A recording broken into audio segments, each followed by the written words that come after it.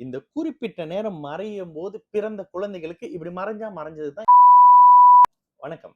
நான் உங்கள் விக்கி ப்ரோஸ். நமக்கு எண்கணித ஞானத்தையும், வேத ஜோதிட ஞானத்தையும், ஆன்மீக ஞானத்தை வழங்கிய அனைத்து குருமார்களுக்கும் நன்றி. என்ற அதே வேளையில் இது ஒரு ஜோதிட விளக்கு வீடியோ விருப்பம் உள்ளவர்கள் தொடர்ந்து பார்க்கலாம். ஒரு கேள்வி. நமது 18 வியூஆர் யூடியூப் சேனலை சப்ஸ்கிரைப் பண்ணியிருக்கின்ற அனைத்து தொலைத்தொழிகளுக்கும் நமது நன்றி. ஒரு கேள்வி. வணக்கம் ப்ரோ. அமாவாசை சந்திரன் ராகு சேர்க்கை அண்ட் சூரியன் ராகு சேர்க்கையில சந்திரனுக்கும் சூரியனுக்கும் பார்வை இருக்குமா? இருந்தா அது பாவத்துவ பார்வையா அப்படின்னு கேக்குறீங்க. ஓகே, இந்த இடத்துல என்னன்னா, இது உங்களுக்கு நான் எப்படி சொல்றது? சரி. சூரியனும் சந்திரனும் ஒளி கிரகம்ங்க. இதுல சூரியன் மூல ஒளி கிரகம். மூல ஒளி கிரகம்னா என்னது? மெயின் லைட் சோர்ஸ் இந்த இந்த சோலார் சிஸ்டம்ல சூரியன் தான். சூரியன் தான் தானாவே அது இதுவாகவும் ஏதோ ஒரு வகையில அவரு நெருப்பா ஒரு மாதிரி வெளிச்சத்தை நமக்கெல்லாம் கொடுத்துக்கிட்டு இருக்கிறாரு. அப்போ மூல ஒளி கிரகம் அவரு. அதுக்கு பிறகு அந்த ஒளியை வாங்கிக்கிட்டு ரிஃப்ளெக்ட் பண்றது மத்த கிரகங்கள். அதுல கொஞ்சம் அதிகமா ரிஃப்ளெக்ட் பண்றது சந்திரன் வருவாங்க. ஓகேங்களா? அப்ப நீங்க இந்த இந்த பார்வைன்ற அமைப்புகளை எப்போதுமே ரிஃப்ளெக்ஷன் புரிஞ்சுக்கங்க. சந்திரனுடைய மேல மோதக்கூடிய ஒளி ரிஃப்ளெக்ட் பண்ணும்போது ஜோதிட அமைப்புகள்ல பார்வை அப்படின்னு வச்சாங்க. சனி 3ஆம் பார்வை பார்ப்பாரு, 7ஆம் பார்வை பார்க்கிறாரு. அப்ப ரிஃப்ளெக்ஷனுடைய ஒளி சிதறல்கள் 3, 7, 10ன்ற மாதிரியான ஒளி சிதறல்கள்ல அந்த பார்வை அமைப்புகள் வருது. இதுதாங்க பார்வையோட அமைப்பு. இதுல இப்ப நீங்க என்ன கேக்குறீங்க அப்படின்னா, ராகு கிட்டத்தட்ட சூரியனோட சேர்ந்த ராகுக்கும் சந்திரனோட சேர்ந்து, அதாவது ராகுவோட சேர்ந்த சூரியனுக்கும் ராகுவோட சேர்ந்த சந்திரனுக்கும் பார்வை இருக்குமா? அது பாபத்துவமான்னு கேக்குறீங்க. இப்ப ரீசன்ட்லி ஒரு கிரகணம் முடிஞ்சுல செப்டம்பர்ல. அந்த இடத்துல சந்திரன் ராகுவால பாதிக்கப்பட்டிருந்தாரு. அந்த நேரத்துல வானத்தை பாத்தீங்கன்னா சந்திரன் இருக்க மாட்டாரு. ராகு முழுசா மறைச்சிருப்பாரு. ஒளியே இழந்து போயிட்டாருன்றப்ப அந்த ஒளியோட ரிஃப்ளெக்ஷன் எப்படி வரும்? அதாவது இப்போ ஒரு ஒரு லைட் வருதுங்க. நான் இந்த போன்ல இந்த இடத்துல லைட் வந்துகிட்டு இருக்கு. ஓகேங்களா? இந்த லென்ஸ் கிட்ட லைட் வருது. நான் என்ன பண்றது? அப்படி வச்சு மறைச்சிக்கிறேன். மறைச்ச பிறகு நீங்க என்ன கேக்குறீங்க? இந்த வெளிச்சம் படுற இடம் கருப்பா தெரியுமா? இல்ல மஞ்சையா தெரியுமா? பச்சையா தெரியுமான்னு கேக்குறீங்க. தெரியவே தெரியாது. இதுதான் அதனுடைய விளக்கம். ஏன்? இந்த ஒளி வர்ற இடத்த தான் நான் தான் அடைச்சுக்கிட்டேன்ல. ஓகே, இப்ப எக்ஸாம்பிள் எப்படி சொல்லணும்னா, ஓகே லைட் வருதுல்ல. இந்த லைட்ட நான் மறைச்சுக்கிறேன் குறிப்பிட்ட நேரத்துக்கு. ஓகேங்களா? அப்புறம் நான் எடுத்துறேன். இந்த குறிப்பிட்ட நேரம் மறையும் போது பிறந்த குழந்தைகளுக்கு இப்படி மறைஞ்சா மறைஞ்சது தான். எங்க இருந்தெல்லாம் அந்த விஷுவல் கிடைக்குதோ, எந்தெந்த கண்ட்ரில இப்ப ரீசன்ட்லி நடந்த அந்த அமைப்புகள் பாத்தீங்கன்னா, நம்ம மலேசியால தெரிஞ்சதுதான்.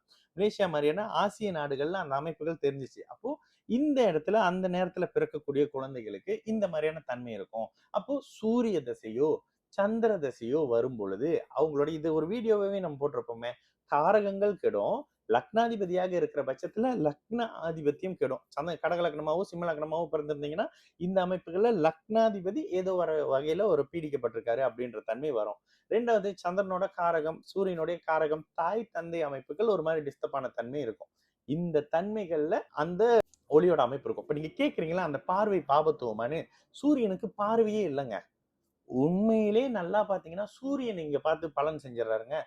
சூரியன் அந்த இடத்த பார்த்து பலன் செய்யறாருங்க அப்படின்னு நான் ஒரு இடத்துல கூட பேசியிருக்கவே மாட்டேன். ஏன்னா எனக்கு ஒரு விஷயம் இருக்கு. எனக்கு நல்லா ஒரு விஷயம் தெரியலையா அதை பத்தி பேச மாட்டேன். இது மீறி கேட்டீங்கன்னா எனக்கு தெரியாதுங்கன்னு சொல்லிடுவேன். ஆனா சந்திரனுடைய பார்வை நிறைய இருக்கு. எப்படி இருக்கு? ஒளியான சந்திரனா இருக்கிறாரு, வளர்பிறை சந்திரனாக இருக்கிறாரு. கிட்டத்தட்ட சூரியனுக்கு கேந்திர அமைப்புகள் இருக்கும் பொழுது சந்திரனுக்கு அதியோகம் இருக்கும். அவர் ஒளியான அமைப்புகள்ல அந்த சந்திரனுக்கு 7ஆம் இடத்தையும் 6ஆம் இடத்தையும் 8ஆம் இடத்தையும் ஒரு அளவுக்கு பலப்படுத்துவார். அப்போ ஒளி இருக்கும்போது அவர் பலப்படுத்துவாரு. சொன்ன மாதிரி ஒளியே மறைஞ்சிட்டா எப்படி பலமா இருக்கும்? பார்க்கவே முடியாது. அந்த ஒளியே கிடைக்காதுல்ல. அப்ப அந்த ஒளி இழப்பு தான் இருக்கு. அந்த இடத்துல பார்வை அமைப்புகள்லாம் பெருசா செயல்படாது.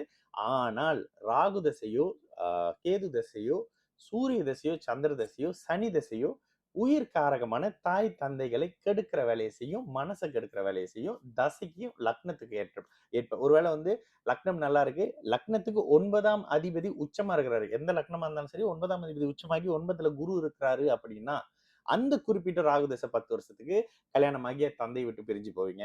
பிரிவு இருக்க போது எப்படிப்பட்ட பிரிவுன்றது அந்த தனிநபர் ஜாதகத்துல இருக்கும்ல.